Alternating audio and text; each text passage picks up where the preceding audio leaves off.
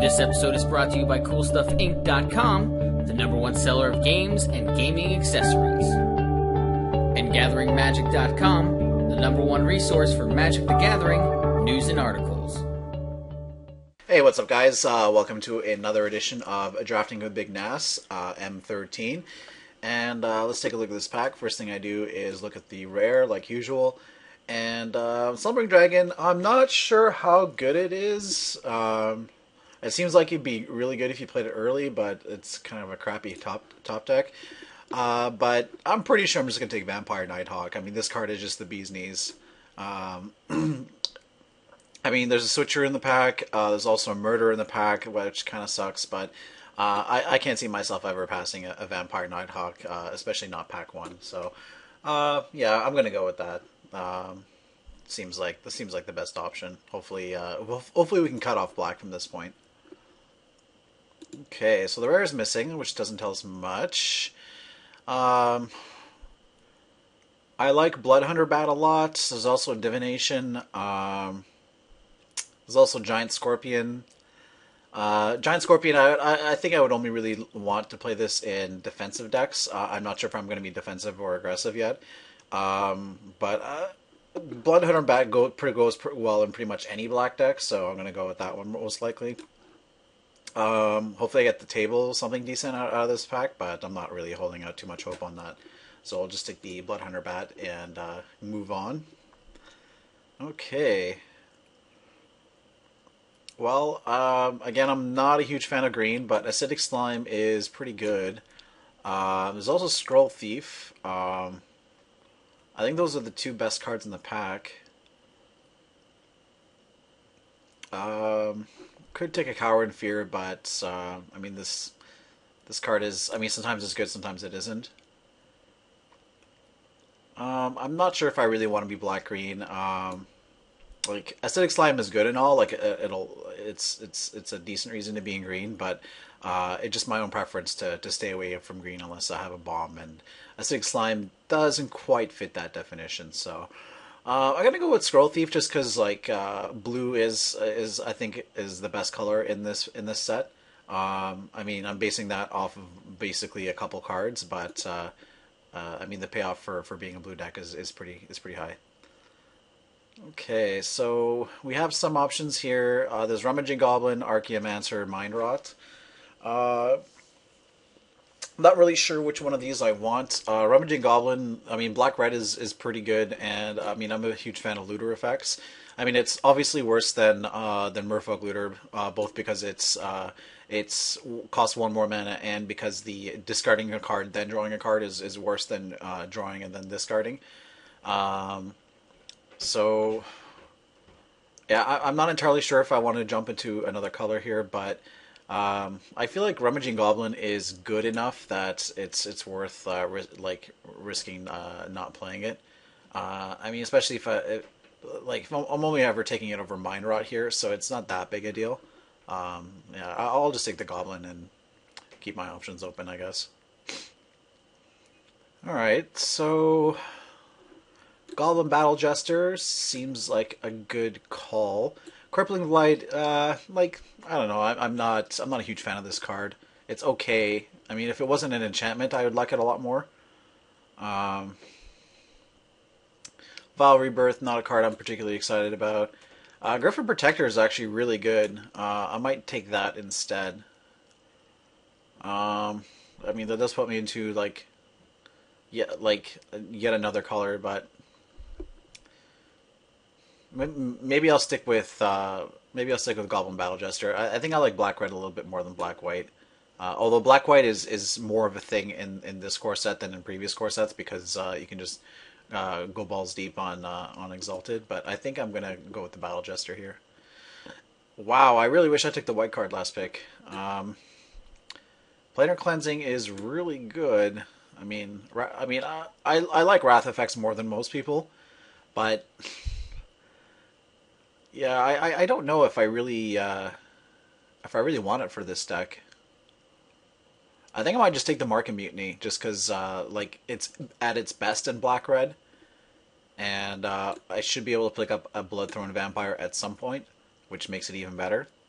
So, I mean, I'm loath to pass a Wrath, but it is triple white, and that makes it a lot harder to play. So I'll go with the Market Mutiny here. Okay. Well, there's the Bloodthrone Shaman. Mindclaw Shaman.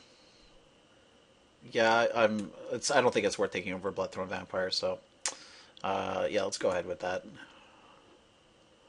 All right. It looks like white is pretty open in this draft, but I'm trying really hard to be in black here, just because I mean, Vampire Nighthawk is just off the chains. I guess I'll just take a Walking Corpse.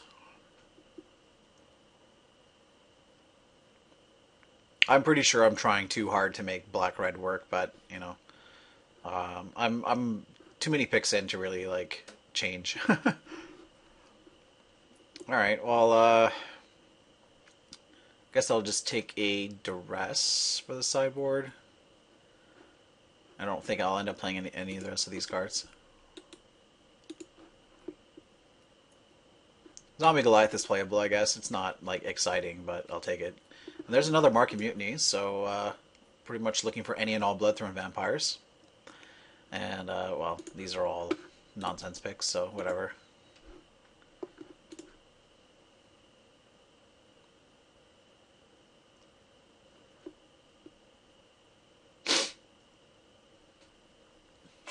I just noticed that Andrew Cuneo is in my draft. Maybe I'll get to play against him, maybe not. We'll see.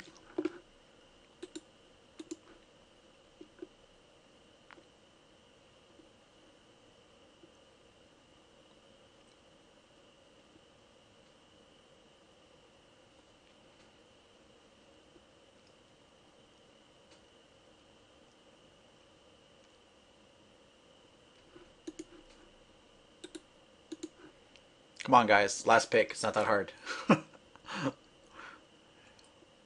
There we go. Alright, let's... Hopefully we open a good rare. Or another Vampire Nighthawk. I'll be happy with that, too.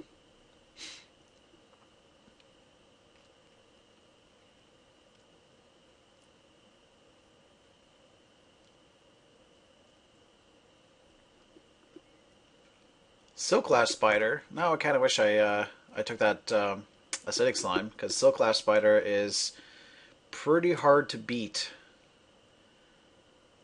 And, yeah, there's really not a whole lot in this pack. I mean, I could take a Mog Flunkies. That's probably going to be the pick, because I don't really want too many Battle Jesters. Yeah, this pack is kind of crappy for us, but whatever. I'll just take my Flunkies and move on.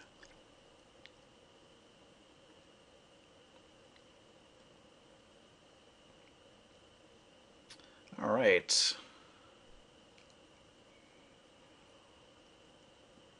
Well, there's one playable black or red card.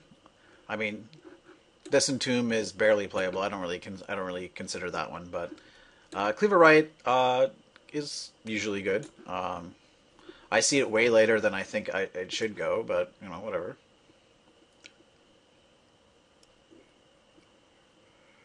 Okay. So I think this is between Kite Sail and Volcanic Strength. I like Kite Sail a lot, actually. I mean, just giving creatures flying and equipment in core sets is generally better than in expert level drafts, just because the creatures are weaker and the effect is much more pronounced. So I think I'm gonna go with the Kite Sail here.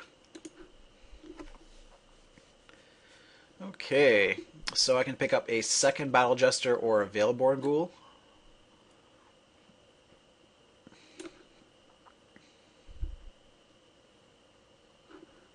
Let's think about that for a sec.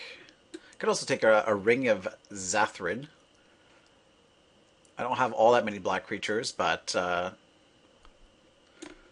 think that's actually the pick here.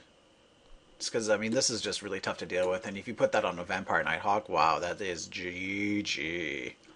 So yeah, let's go with the Ring of Zathrid.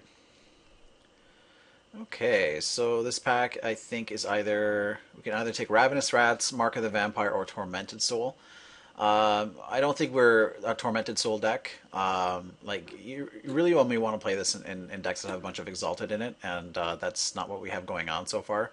Could also take Mark of the Vampire, but again, I'm not a huge fan of creature enchantments. Ravenous Rats just seems like the best call here, so I'm going to go with that. Oh, there's a late turn to Slag. Always happy to see that. Nothing else in the pack is even remotely close, so let's go ahead and grab it. Alright. Okay, so as much as I really want to take this Bloodthorn Vampire, I really can't pass up on removals, so I'm pretty sure it has to be the Essence Drain here. It just sucks because there's like 3 like quality cards in this pack that I would really want to take, but can't pass up removals. Okay. I don't think I want a second Kite Sail. I'm pretty sure I'm going to take a second Mog Flunkies. These guys get better in multiples, so yeah, I like it. And here's our pack back, and we got to table the Battle Jester. Seems like a pretty obvious choice here.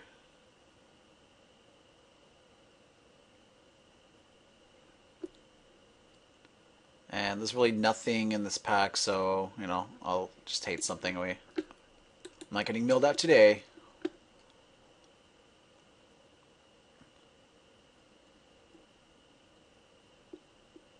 And I don't want a second Wild Guess. I guess I'll just take a Fire Elemental.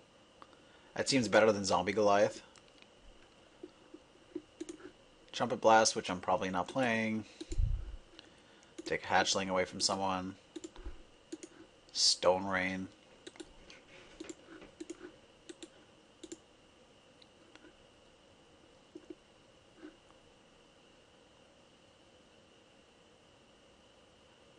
Alright, so this seems fine so far. It's not like amazing or anything, but hopefully Mark of Mutiny will do some work. Arms Dealer would probably be really good in this deck because we already have like 1, 2, 3, 4, 5 goblins.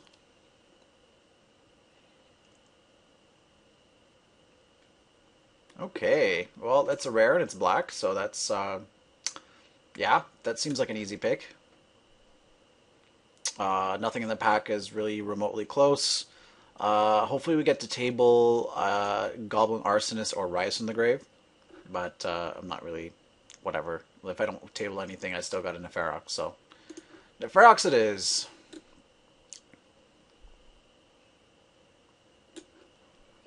Okay. Oh, we have some options here. Kind of wish I went into blue because Talron's Invocation is pretty awesome, but I could take a Muck Waiter, but I'm pretty sure I need to take this Bloodthorn Vampire. I mean, with double Mark of Mutiny, like Bloodthorn Vampire is just really really good.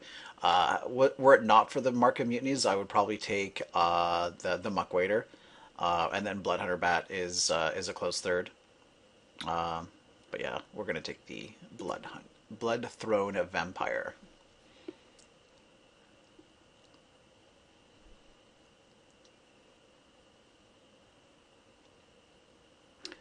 I mean, there was a decent chance I would have tabled the Bloodthorn Vampire, but I really didn't want to take the risk.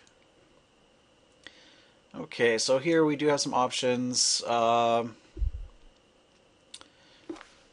think I like Blade Tuskboar a little more than Liliana Shade. Yeah, I mean, I just like having evasion guys. So hopefully we get to table either a Bog Flunkies or Torch Fiend. I'm happy to take the Blade Tuskboar here.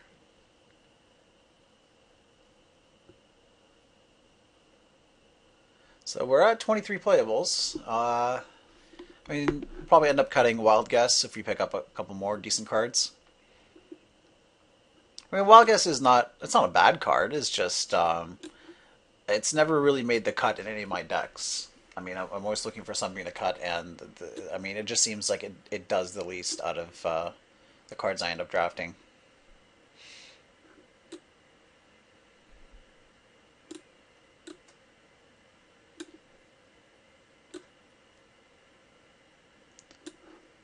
Wit's End. I don't think that will end up being very good. So, could take Goblin Arsonist or Walking Corpse.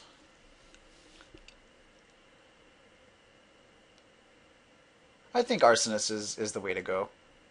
Just because, like, I mean, I already have sack outlets, so I mean, being able to effectively you turn it into a Mog Fanatic is seems like a good way to go. So hopefully I get the table something decent out of this pack, but whatever. If I don't, it's not a big deal. World Fire! Oh! Yeah, that's not... that's not a card.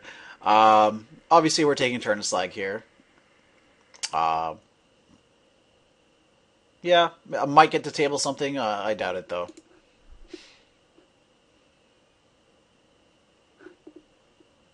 Alright, we can hide this Wild Guess. And I'm probably going to not play Zombie Goliath. Well, there's the arms dealer I was talking about. And, like, I have enough goblins to make it good, so... Like, I have 1, 2, 3, 4, 5, 6, 7, including the arms dealer, so... Yeah, that seems like the right pick. Furnace Swamp is good and all, but being able to have repeated removal is always a good thing. Okay. Definitely not interested in Dragon Hatchling. Choices between Walking Corpse and Veilborn Ghoul. I have enough 5-drops, and 2-drops is really where it's at, so I'm going to take the Walking Corpse. Okay, I'm not sure if this is a Dark Favored deck, but I'm definitely not going to play 2 Wild Guesses, so on the off chance I might want to play a Dark Favor, I'll take it, but I really doubt it. Okay, don't think I want 2 Fire Elementals. I'm probably just gonna hate this Fairy Invaders. Just it's one less card I have to play around. Yeah, like I have no shortage of like decent 5-drops. So, and plus the one I already have is foil. That's a super late Rummaging Goblin. Did not expect to see that. And I guess I'll take a Torch Fiend. And do we take a 3rd Walking Corpse, or do we take a Wit's End? I don't think Wit's End's any good, so I'll just take the Walking Corpse. I don't know if I'll end up playing all 3 of them, but it's... Wow. Alright, well, we're getting some late cards.